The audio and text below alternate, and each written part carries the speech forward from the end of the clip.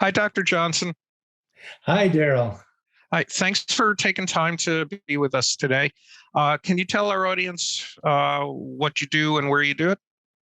Yes, I'm an assistant professor at the University of Utah School of Medicine, and I'm a practicing oncologist. I specifically focus on prostate cancer in my clinical practice, but I am also a researcher where I work at the Hunstman Cancer Institute and I research patient treatment decision making, misinformation, and clinical outcomes. So, research and misinformation, and also good information, is what we're going to be talking about today. Allen Edel, who volunteers at Malecare, is with us today, and he has some questions for you. Great. Well, thanks for letting me be on the show and inviting me to be on. I appreciate it. Sure. Thank you, Daryl. I was just blown away by the study you did on how patients get information off the internet and how wrong it can be, and in some cases, how harmful it can be. And the amount of research you did was just extraordinary. And you brought in experts. Patients will probably know the names Tanya Dorff and Dan Spratt, who worked on on whether the prostate cancer information was true. But before we launch into that, I understand you have a personal reason for going into that. Would you please share that with patients? Yeah, absolutely. So when I was a second year medical student in Michigan, my wife was unfortunately diagnosed with a Hodgkin's lymphoma. And I feel like I should always lead by saying she's doing great now, fortunately, due to the fantastic care that she received. But at that time, I had a little bit of medical training. And when we received that diagnosis, it was obviously very shocking and concerning. And we felt ourselves in a pretty vulnerable position. And so we did what I imagine most patients do, right? We went on to Google and we tried to search out information like what are the treatments and what is the survival like? And that was my first real experience identifying how rampant misinformation really was online. Fortunately, I had just enough medical know-how to be able to kind of decipher what was accurate and what was inaccurate, but it was challenging. And we had even talked to our physicians, and it was helpful to kind of get their insight. And fortunately, like I said, she received evidence-based treatments, which allowed her to be cured of her cancer. And that was some time ago. So as I went through my clinical training, I unfortunately encountered a lot of patients who, whether it be from word of mouth, from well-meaning family or friends, or from social media or online, were encountering misinformation and making decisions that unfortunately led to their early deaths. And that was a concerning thing for me to see. It was one of the more challenging aspects of cancer care, because I felt like we have the treatments that can cure you, but for whatever reasons, and I'm a strong supporter of patient autonomy and being in charge of your care. But oftentimes patients decided to forego the proven cancer treatments, and it led to their untimely death. So that kind of led me down this path of research where we research what happens to patients when they choose to use treatments that don't have a lot of support for their use. It's either early in their initiation or they've either been debunked as something that doesn't work at all. And we know that their outcomes are poor compared to people who use the proven treatments. And then kind of on the side of the misinformation, where are people getting the information, or where are they getting information? How much of it is true? How much of it is not?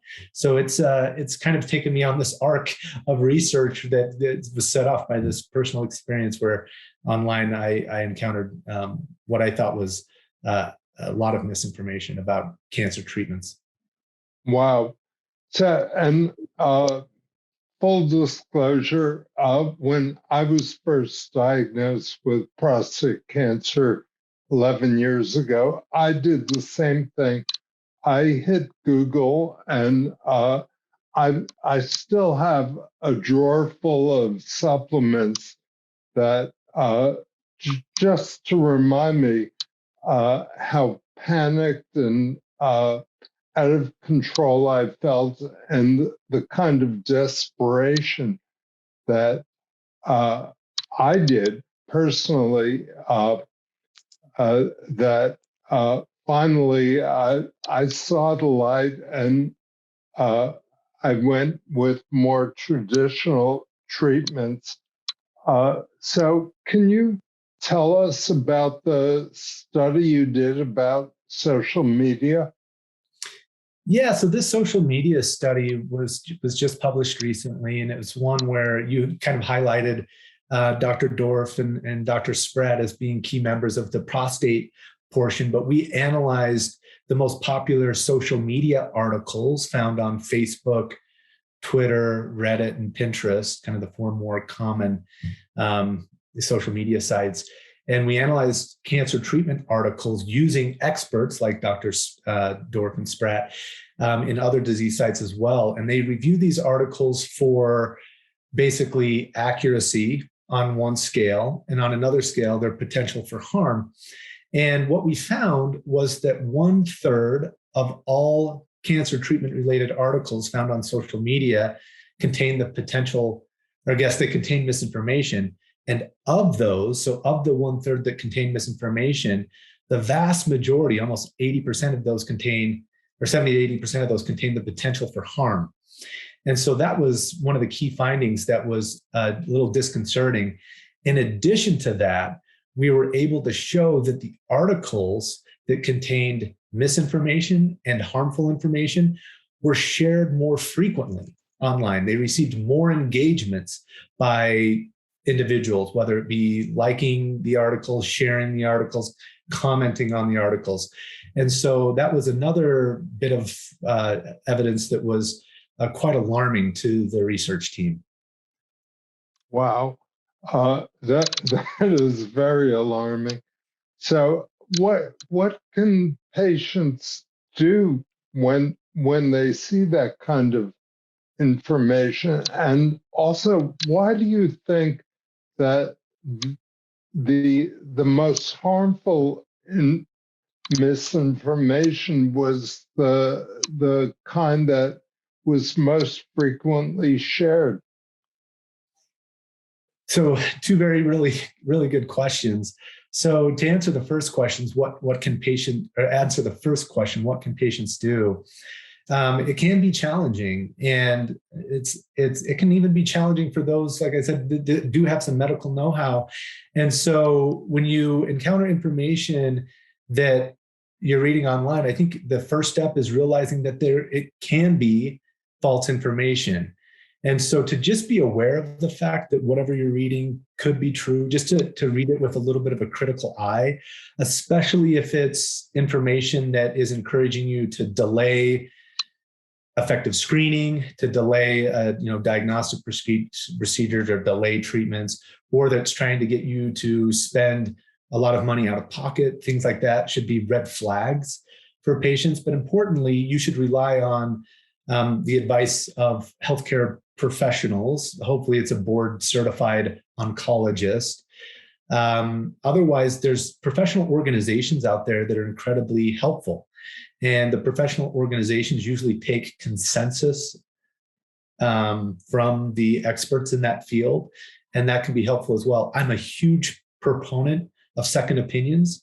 And so I feel like if you'd like to have a second opinion about the treatment recommendation that's being made because you feel uncomfortable and you've heard something that's contrary to that online, get a second opinion. And so these are things that patients can do. It's challenging because it requires a lot of trust in individuals that have a certain level of expertise, and that can be challenging. Myself, sometimes I read stuff online and I overestimate my own knowledge and my own abilities. I have this recent experience where my car had this issue. I went on YouTube and I looked up how to fix my car, And I thought I could do that. That looks pretty simple. And after I dropped the tool into the undercarriage of my vehicle and got a belt off and couldn't get it back on, I had to tow my vehicle to the mechanic, hanging my head a little bit in shame. And it was a stark reminder that even though I know a lot about cancer and certain subjects, I don't know a lot about other subjects. And sometimes you can really get yourself in trouble if you're not relying on experts in certain situations. To answer your second question, which is why do I think that the cancer articles are receiving more attention?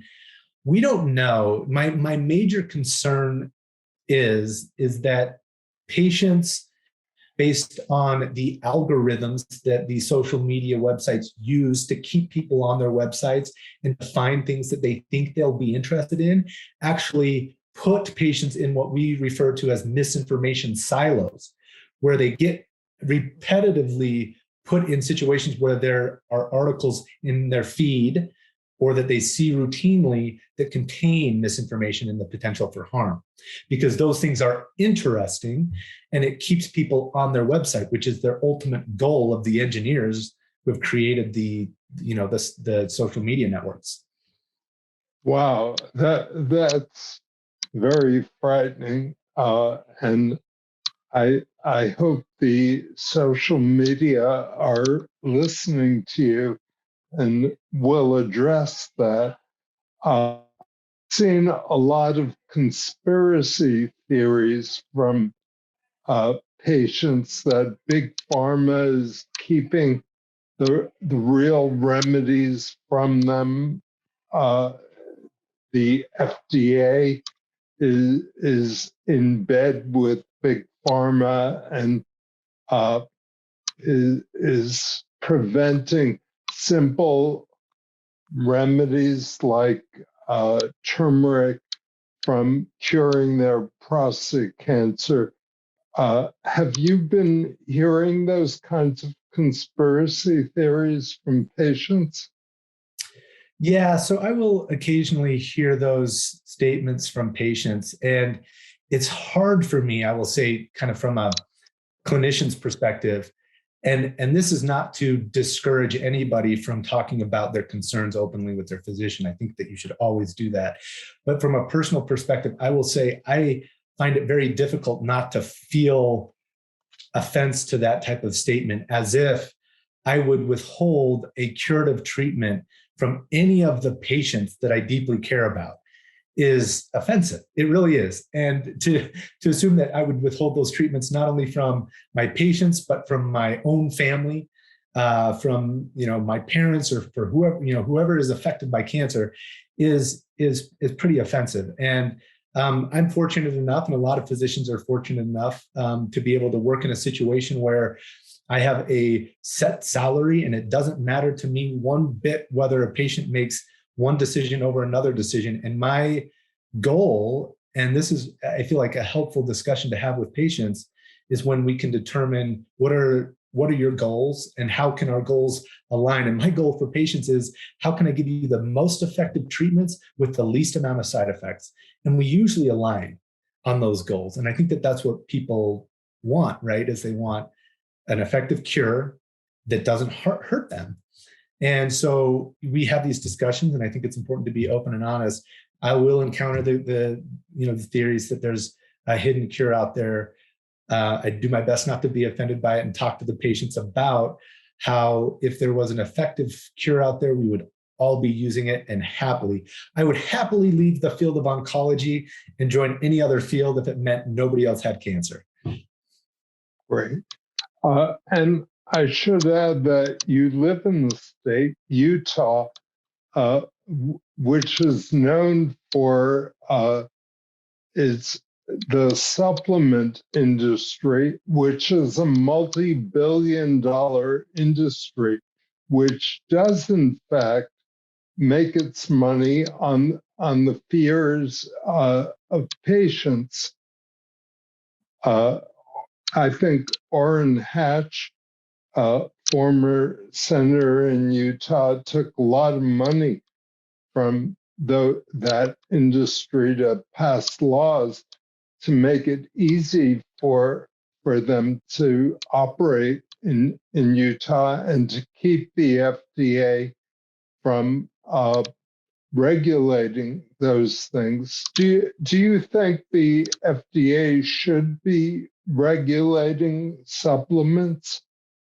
Yeah, I absolutely do feel like they should be regulating supplements. There's been really interesting studies that have come out about supplements.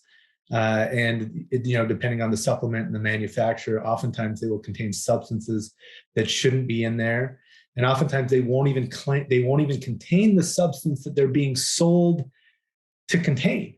And so it means that there's things that are in there that shouldn't be. There's not even the thing that you think you're buying that's in there. And it's an unregulated environment. And I realize that there's always issues whenever you add layers of bureaucracy and regulation to things.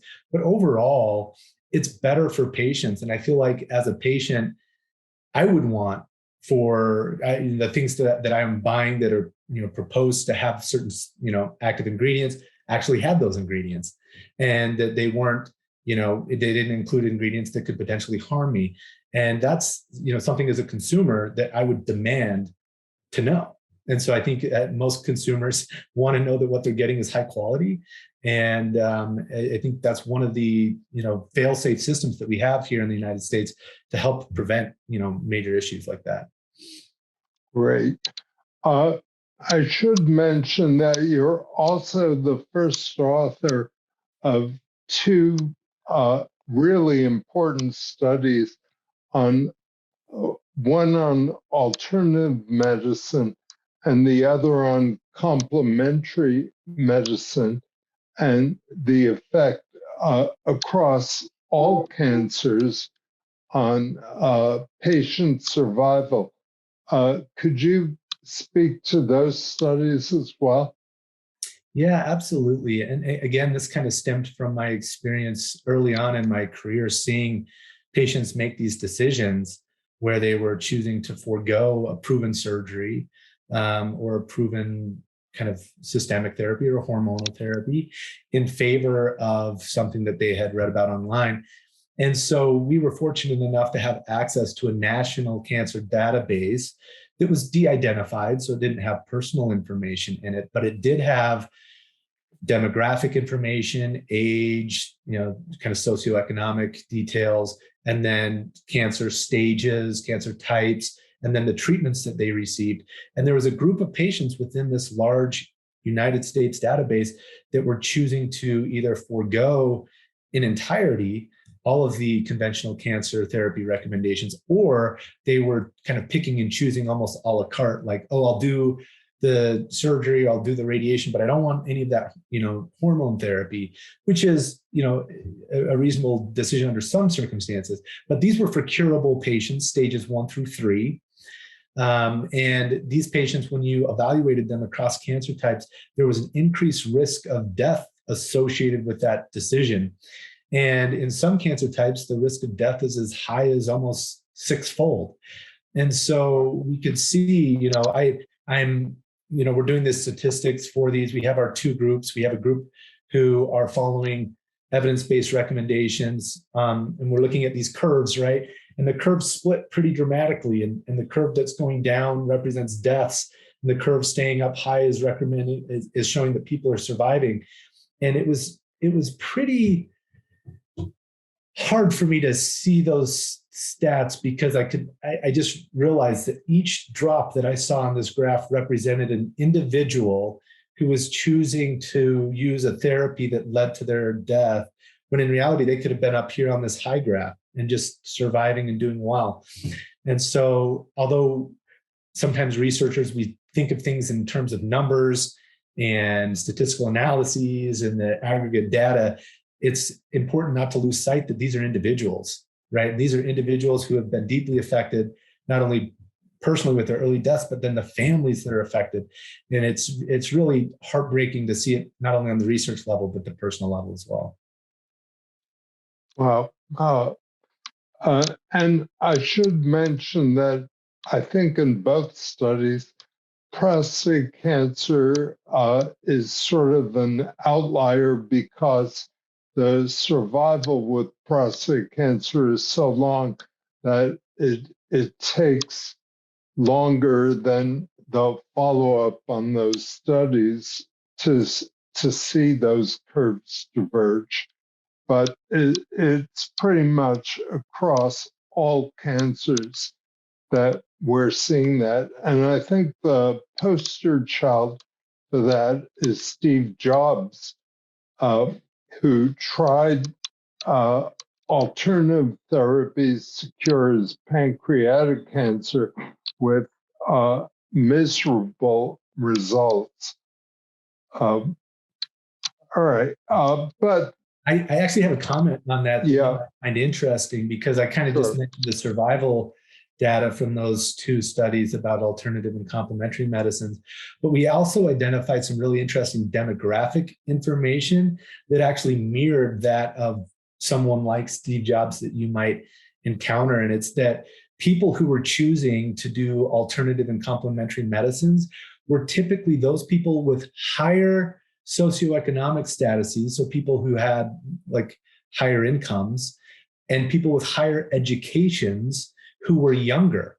So these are young, well-educated, financially well-off individuals who were making this decision. And so we were able to identify this group and this population that mirrors almost that, of Steve Jobs, which is an interesting kind of anecdotal case where he's living in the Bay Area where they have fantastic world-class medical care, but unfortunately had some advisors who led him to believe that a vegan diet and some other alternative therapies would be able to keep his cancer at bay, where it didn't.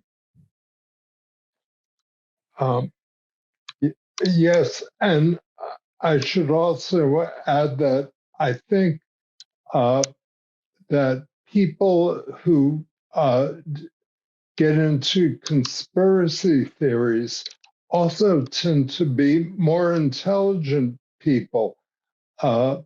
Paranoia is an issue more with more intelligent people than with less intelligent people. So I don't think any of us are immune to any of these things. Yeah. And to your point, when you had kind of told your personal story about how you felt when you were diagnosed with cancer, and we're seeing this a little bit with coronavirus, but when people enter a time of crisis, whether it be a global pandemic or whether it be a personal cancer diagnosis, what they really want from like a behavioral psychologic point of view is certainty. And sometimes that's really challenging because you come to a doctor like me and I say, well, there's a 90% chance or a 95% chance that we can cure you. People want 100%, they want that certainty. And there's a really great chance that you're going to have some side effects, and here's all the side effects, and we lay them all out, where you can go online and you can find things that will promise you, the 100% certainty, 100% cure, no side effects at all, which sounds better than what I'm saying, which is 90% chance at cure, and you're going to have some side effects, but we can do our best to manage them and get through it.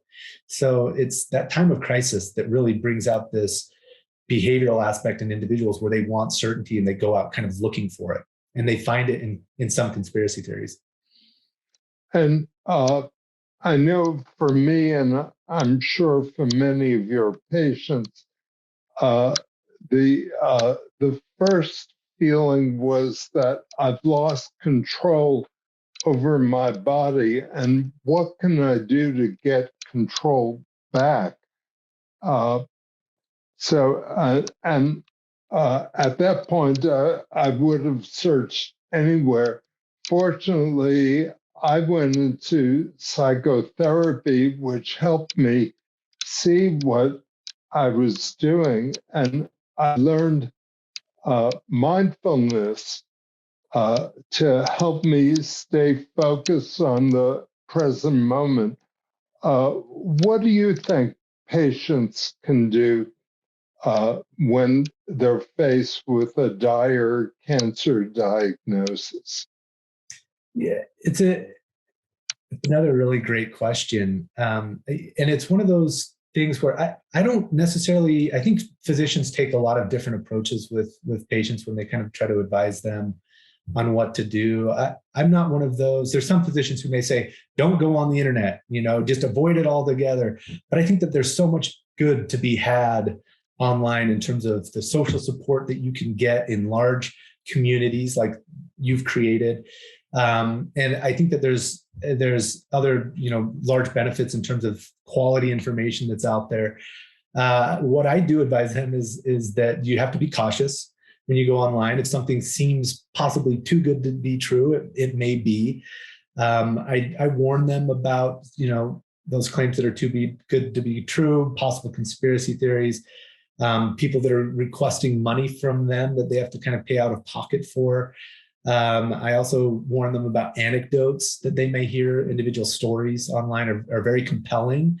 But as we know, the plural of anecdote is not data. It's not research. It's not how we make treatment recommendations.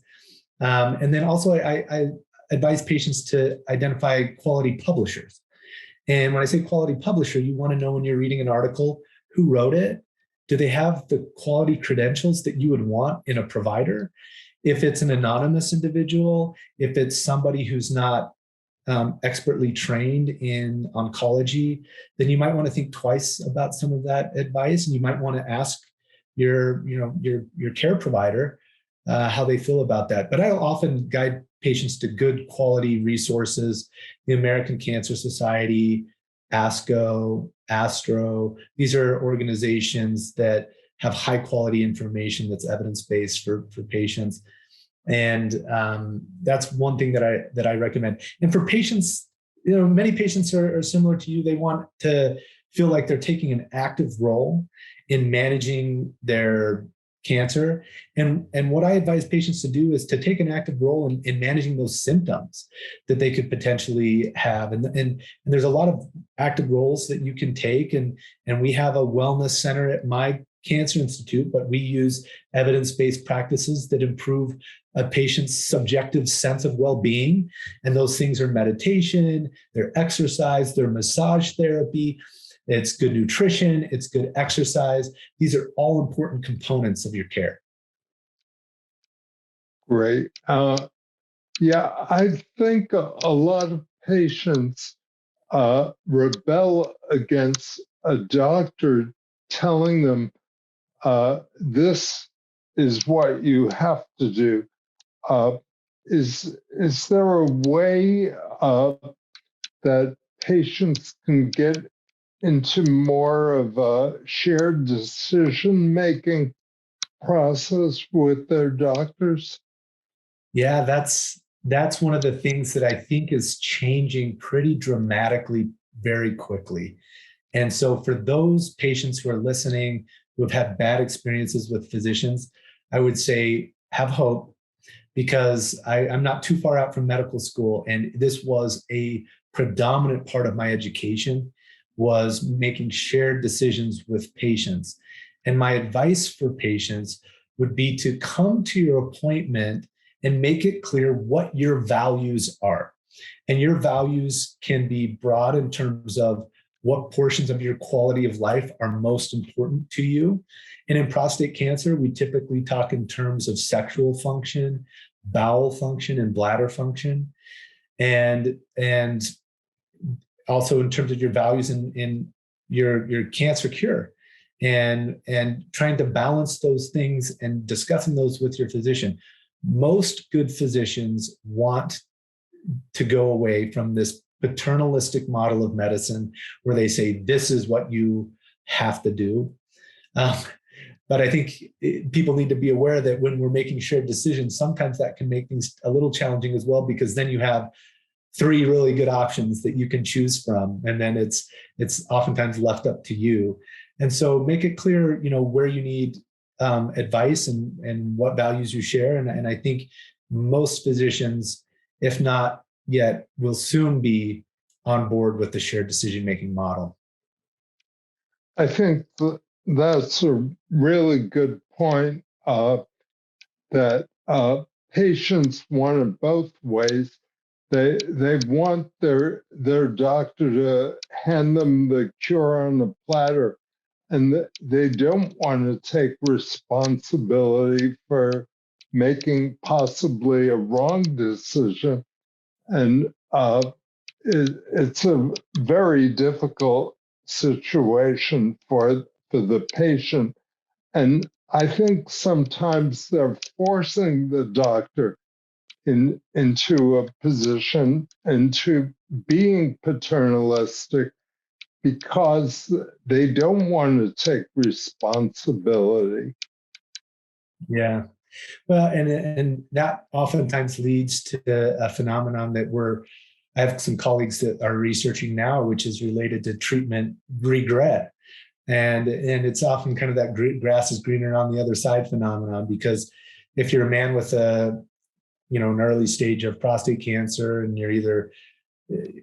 if you're not on an active surveillance protocol and you're getting a definitive cancer treatment and it's surgery or radiation, you may end up with one side effect or another, regardless of what you choose. And you might think, oh man, I wish I would have made that other decision. So I can understand that perspective.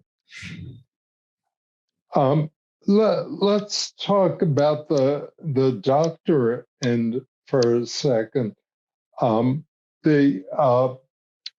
seen some doctors say some pretty outrageous things, especially when patients have been asking them for opinions outside of their specialty.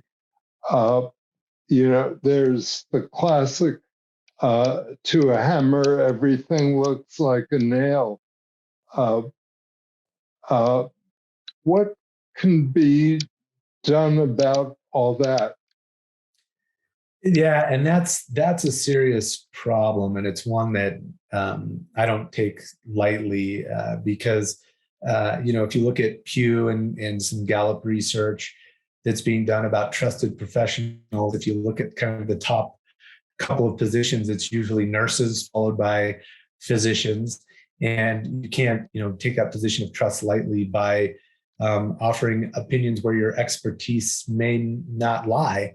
And that leads to a lot of potential problems. And what I would say is that's why I think it's important to not just rely on one specific person's opinions. Like I said, I'm a proponent of second opinions, but I'm also a proponent of relying on consensus agreements, because, this is probably an extreme example, but if you talk to 100 scientists, 99 are going to tell you that the earth is round, but you could probably find one that will tell you that the earth is flat. And there's always going to be some outlier to the general consensus of what is accurate and what is true. And if you're in search of it, or if you encounter it, knowing that that's the outlier is important. And you wouldn't know that unless you kind of had a keen sense of what the general guidelines are, what the general kind of the organizations are stating in terms of the professional organizations. And I think doctors, being human, are as subject to what's called the availability heuristic as anyone else. That means when you hear something from a patient, it has more impact on you than it's what you said earlier. Plural of anecdote is not data. So I think that doctors, all being human, also have to think twice about where they're getting their ideas from. Can you speak for a moment about levels of evidence? Yeah, and this is really important, and it's actually a conversation that I do have with some patients who are interested in something that they've heard about as like a promising new therapy, and we have to kind of go through the steps of how do we know that this therapy is right for you. And usually we start out with maybe like a case study or a potential case report that ends up in the literature, that is technically just an anecdote with some scientific evidence to support it.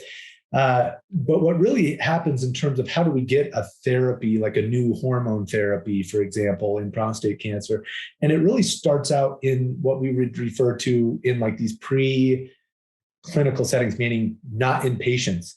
And they can be done in, you think of them like a petri dish, or they can be done in mice models. And we say, okay, does this thing look like it works in these models that we've created? And yeah, it looks like there's some benefit to these. And then you take it from that kind of first step in kind of like a phase 1 is what we would refer to it. And we go through basically a phase 4. So phase 1 is kind of this preclinical petri dish mouse model situation. And then we move on to a next steps where we say, is this safe? And that's the question we're trying to answer. Is this treatment safe? And we'll do it in patients. And we start out with a small group of people, and we want to make sure that the treatment is, not only safe, but you can also evaluate a little bit of efficacy. And then in phase 3, what we want to say is, okay, well, we've identified that it might work, that it looks like it's safe. Now we want to know, does it work better than what we're currently doing? And so in a phase 3 trial, we typically will randomize. People have heard of a randomized controlled trial or something like that. That's really what phase 3 is. And it's identifying, does the treatment work better? And so we've gone from, does it work? Is it safe? Does it work better?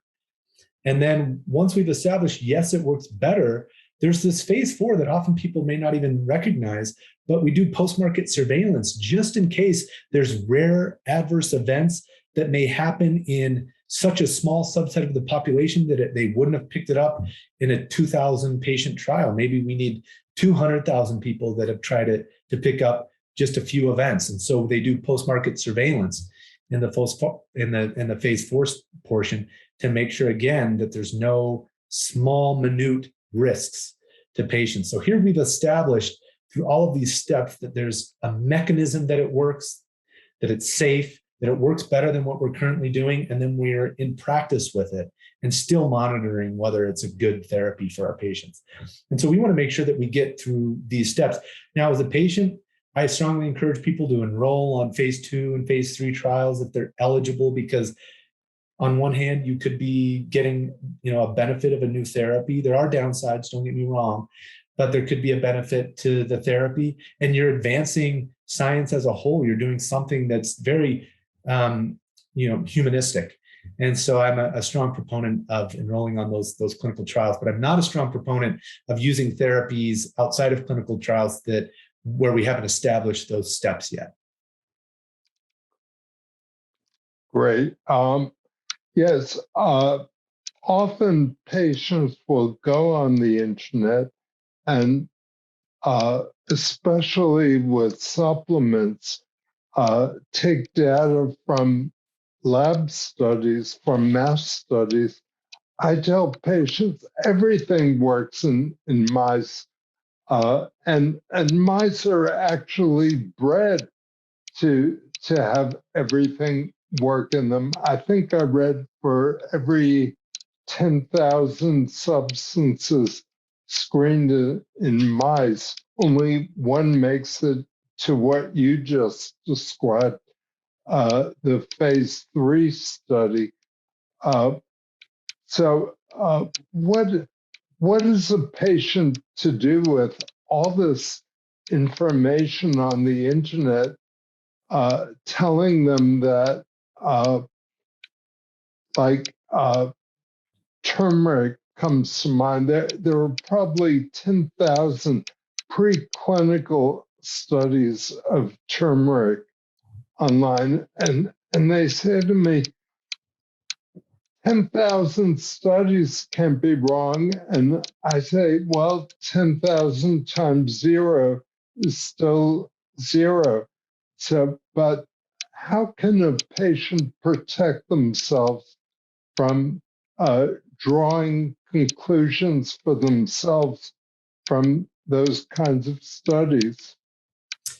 Yeah, and again, it's a challenge. I understand the perspective of wanting to be on the cutting edge and giving yourself every possible advantage that exists there. I I feel like patients need to be aware that one of the things that we evaluate as part of these kind of phases of clinical trials is whether I had mentioned whether these therapies are safe in conjunction with your other anti-cancer therapies. And one of the concerns that came up in the study that we did in the complementary medicine project is that it's possible that there's some indirect interactions where not necessarily that the turmeric or what other supplement you're taking is going to directly make your therapy toxic to you or make it be like apricot pits. You may hear about this where it's a common remedy that we'll see patients try, and if you take too many of those, you actually can create a phenomenon that's similar to cyanide poisoning, and that's a direct effect. But what I'm referring to is an indirect effect where some of these therapies actually have active metabolites that can actually make, for example, a chemotherapy either more toxic or less effective by the way that it metabolizes it in your body. And so you put yourself at risk of making your other treatments not be as effective or actually make you even more sick than you would have been otherwise. And so it's important to at least pay attention to these issues because it can be a real phenomenon. And from where I sit, if there's a therapy without any proven benefit and there is unknown risks, I think that you really need to balance always benefit versus risk. And we have these discussions with patients, and there will be oftentimes where I say, I don't think that you need radiation therapy in this setting, for example, because the risks outweigh the potential benefits. And in these settings where there's a treatment that's been done in preclinical settings, but it's never been proven to work in patients, the risks may outweigh those potential benefits, especially when they're unknown. Yeah. One thing I see that doctors pay attention to are toxicity data. Often there's physician-reported toxicity, which is like grade 1 through grade 5. And there's also patient-reported outcomes. What is your feeling on about the weight that should be given to both of those? So I'm a strong proponent of the patient-reported outcome. I think it's a more sensitive and specific predictor of patient satisfaction. And so we use mostly patient-reported outcomes in our practice. And you need to place weight in those. There are some good physician-reported toxicity out there that are helpful. And you can use both really to know whether a treatment is potentially toxic or not. And it's a valuable tool that we use, again, to kind of put on the scale of risk versus benefit in terms of aligning what we think a patient should do with their own values. And again, bringing their values to the appointment and talking about whether they value, for example, their sexual function highly and how that might modify our treatment decision or recommendations is important. And we can take that patient-reported outcome data from large clinical studies to say, well, men who do this treatment report this compared to this, percent of men who do this other treatment and report this. And it's helpful because patients can make the decisions that are right for them. Thank you. Is there anything else you would like our patients to hear about that maybe you're working on or clinical trials you're running? Yeah. So one of the things that we're currently working on is we're continuing on this theme of helping patients, because really my goal here is not to. I hate to be nihilistic here, but I don't hold out a lot of hope that social media companies are necessarily going to police themselves well enough in this arena. And so what I hope to do is create patient-specific tools so patients can know that the information that they're encountering may need to be read with additional caution. And so we're currently working on those tools using some advanced statistical methods, so we can help patients know, hey, this is something that I need to read with a great deal of caution, as opposed to something that's highly evidence-based that they can trust. Great. Oh, by the way, have you ever found with patients that they didn't tell you about some therapy they tried, and later you found out that they had? Are patients open, and do you feel patients are open and forthcoming with their doctors? So I will say that the large population data that we have suggests that patients often are not forthcoming with their physicians.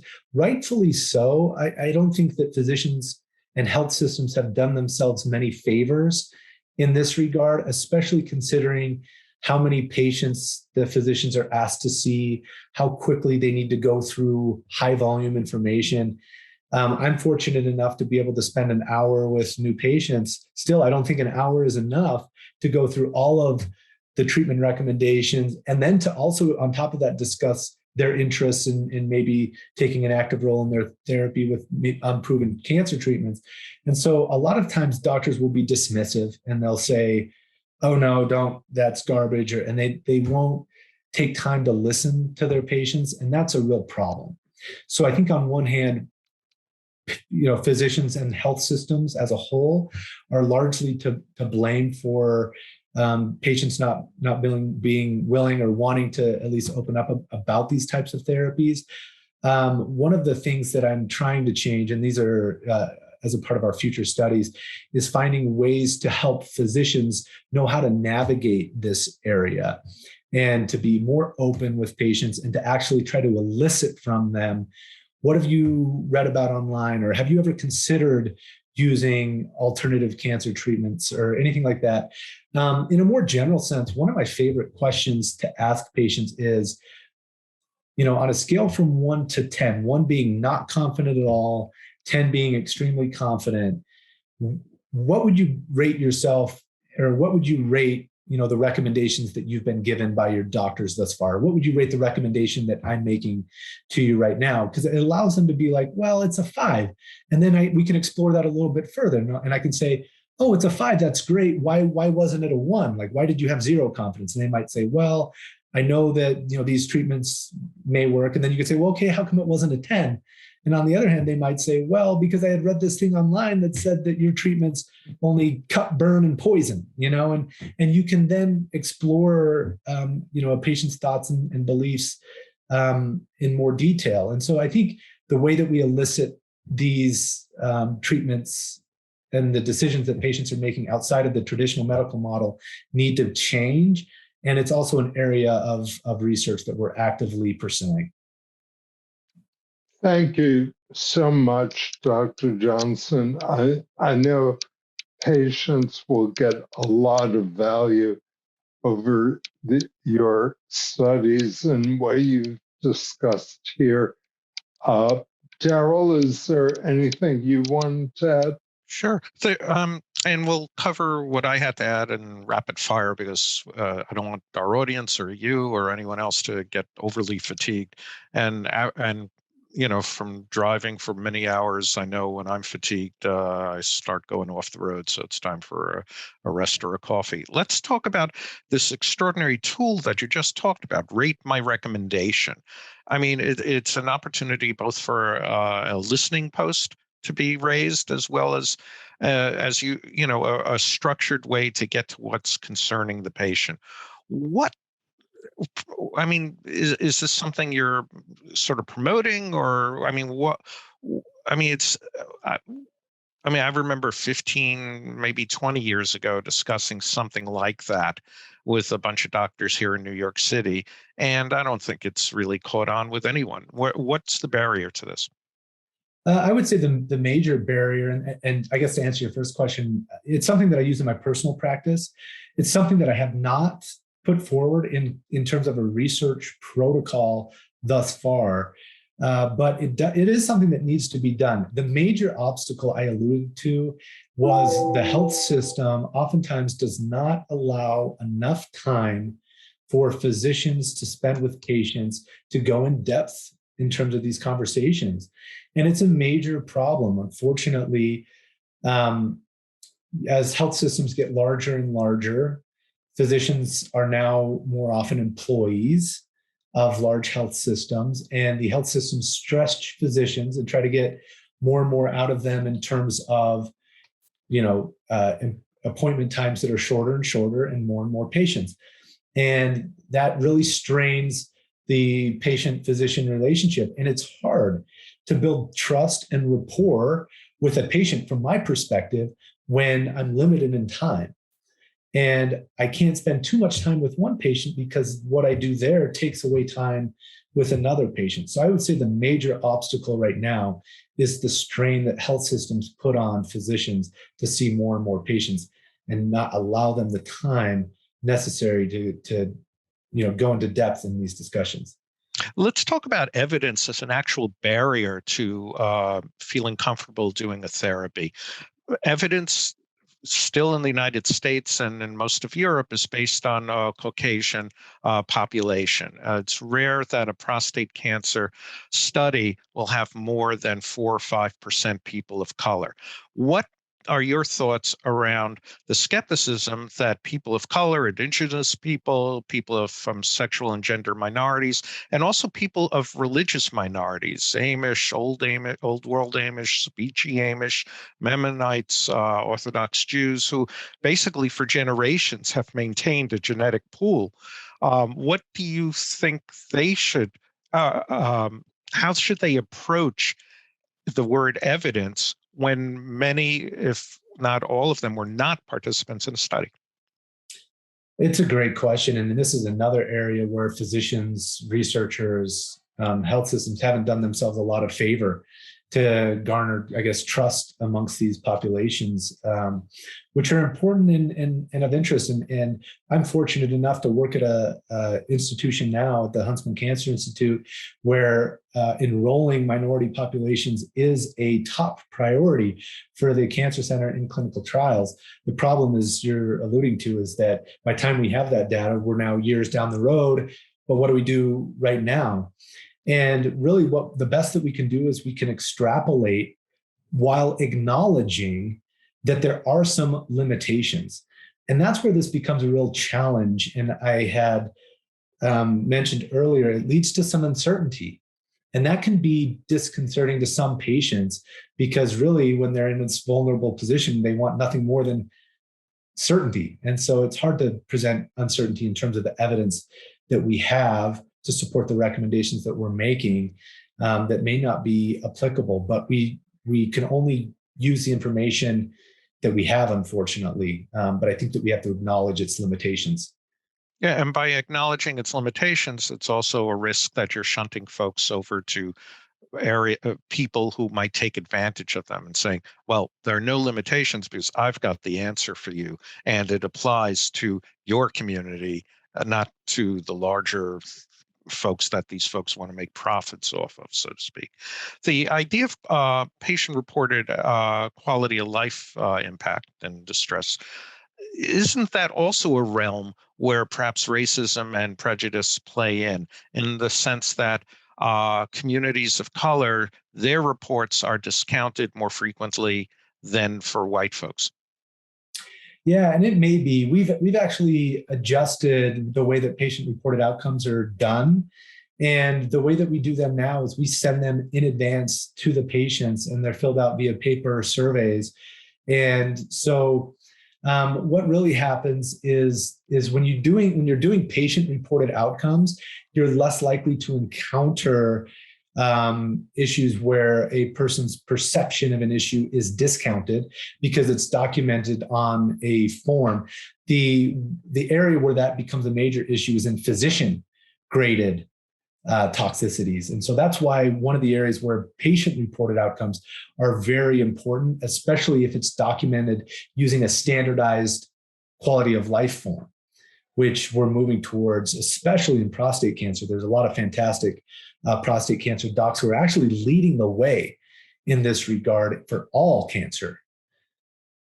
Yeah, and Malecare has two NIH-funded studies that are active right now to develop a sexual minority appropriate quality of life measurement tool.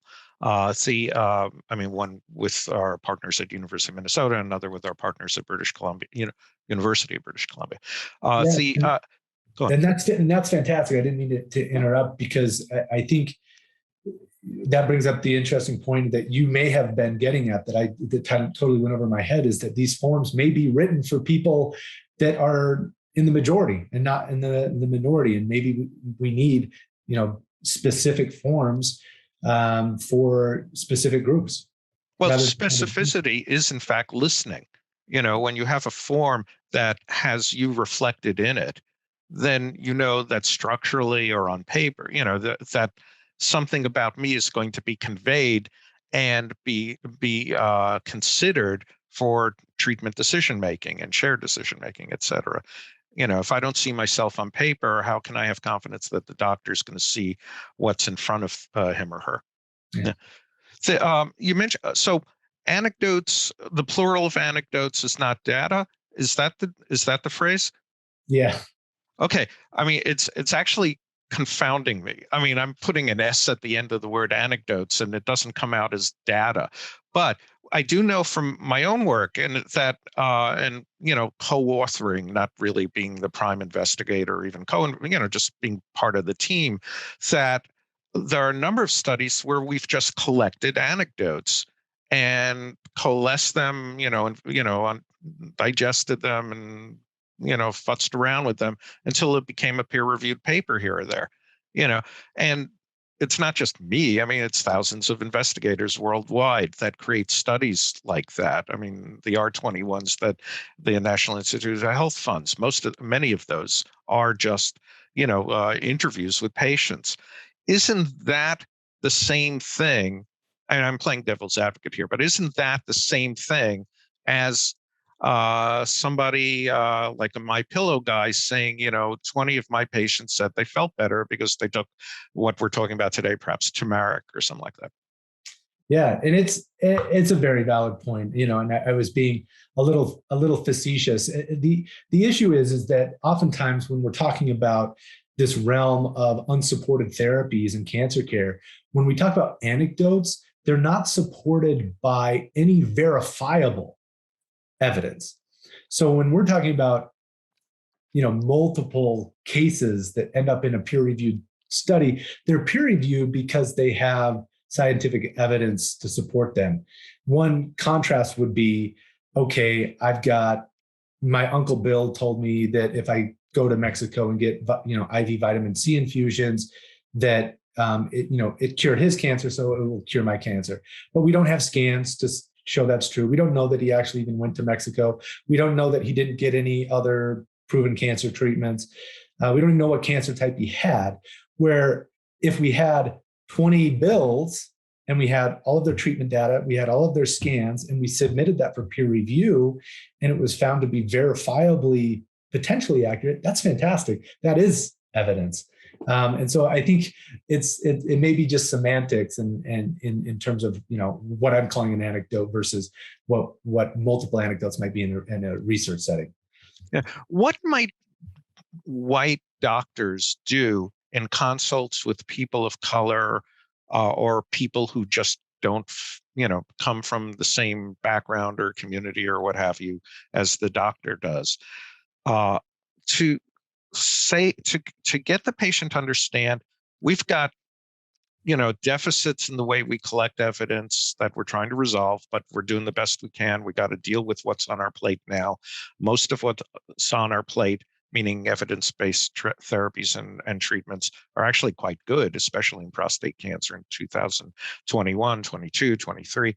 What is the postulate that somebody that a physician can say to a person of color to say something beyond trust me?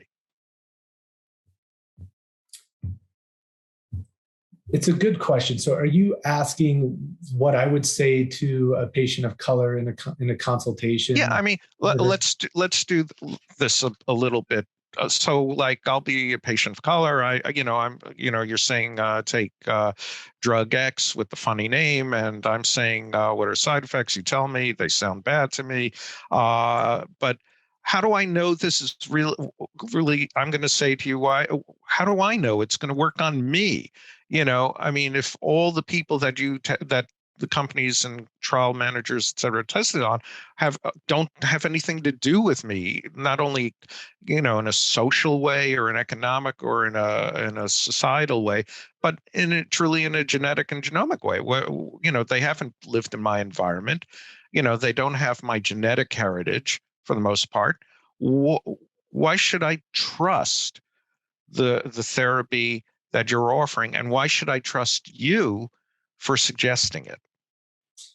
And so I would do exactly what you just stated. We have to acknowledge that there's limitations in the data. There may be only 4% of the entire study population within the study that evaluated drug X that had your specific population in it. It was too small of a population to analyze separately.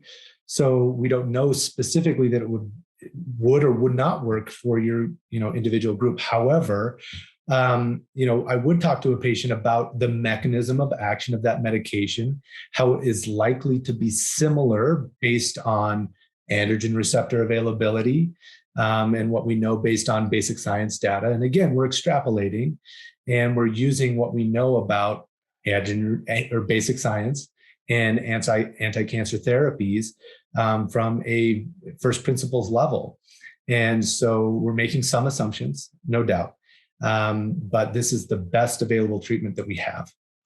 So, in light of COVID, and we might as well use that as a stepping stone to understanding skepticism and people navigating towards alternative and complementary stuff and avoiding helpful stuff, perhaps, or stuff that is harmful, or grasping on to stuff that's harmful.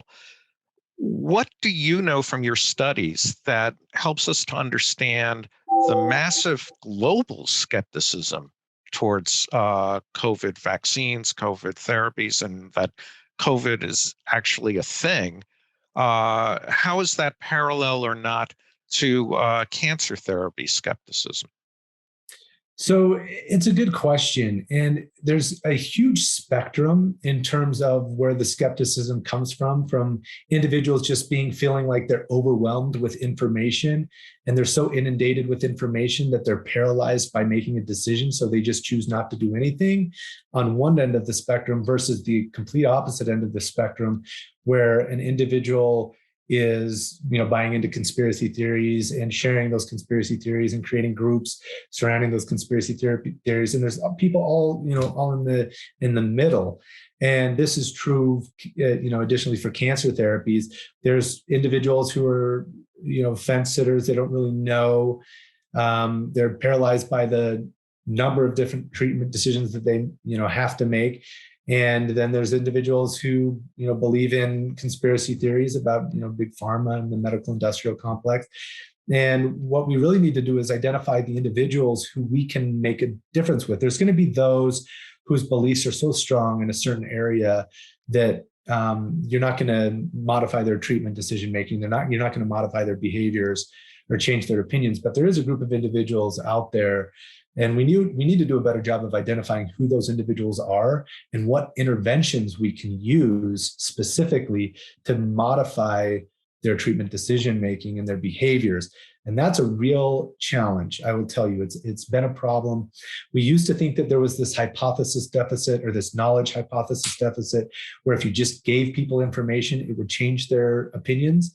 But we know now that that's not true. And so we need to come up with better interventions, better ways to present information such that it's compelling enough that patients will make decisions that are evidence-based. So, Dr. Johnson, thank you for setting the stage for the next level of work, is to help people, make better choices for themselves, and not based on what you, I, or Allen, or, dozens of other folks, or dozens of thousands of other folks might think, but what they would think. You know, uh, listening is a good way to start, but we have to go beyond that. I mean, it's good to hear fear, but if we can't affect some sort of actionable action or change in the way somebody navigates therapies, they're going to die sooner rather than later and lead an unhappier life than might otherwise be possible. And those who live around them will just cry a lot more. And, I mean, Malecare is in the business of helping patients, but we're also in the business of helping the folks around them cry less. you Right. know so thanks for taking time to be with us. We're grateful for your work and for the care you show your patients as well. I mean, you are a doctor handling patients and helping them live happier and longer lives, and we're all grateful for that. So thanks, and we'll see you around. Thank you. I appreciate you, asking some hard questions, and I appreciate having the opportunity to discuss my personal approach and in the research that we're doing. Okay, thank you. Bye. Bye. Bye.